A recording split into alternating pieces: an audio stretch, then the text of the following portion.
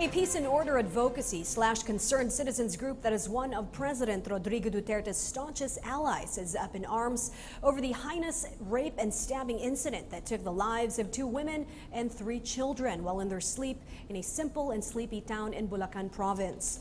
The gruesome and gory crime scene the booze and drug crazed suspect left had his hapless 5 victims sustaining almost 100 knife wounds between them all throughout his stabbing frenzy. The grim and savage nature of the crime has fueled the Volunteers Against Crime and Corruption in their cry to have the death penalty immediately reinstated. Marita Muahe reports.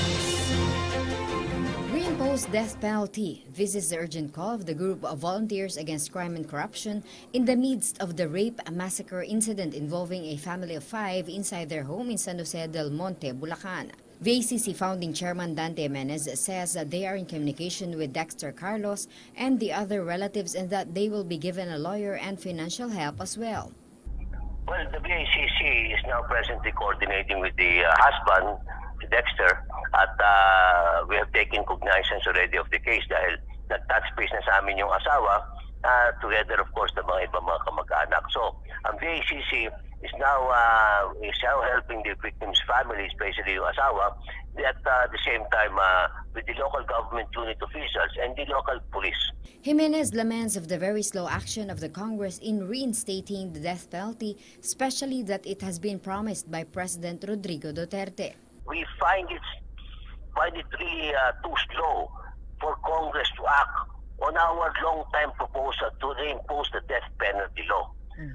How many more massacres do they want to happen in this country? The very slow justice system is another problem and an added agony to the families of these victims. As the saying goes, justice delayed is justice denied. Meanwhile, Jean Dizon heard of the news but was not aware that the victims were her own kins and the murder happened right inside her house. Jean is an OFW in Rome, Italy, and she allowed the victim's family to stay in her house since nobody lives there.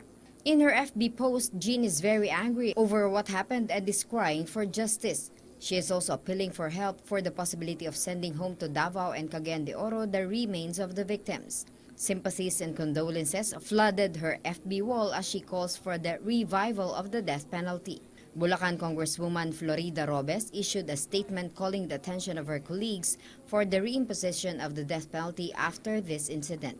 She says President Duterte is right in his intense fight against illegal drugs. For The Nation, Marita Muahe.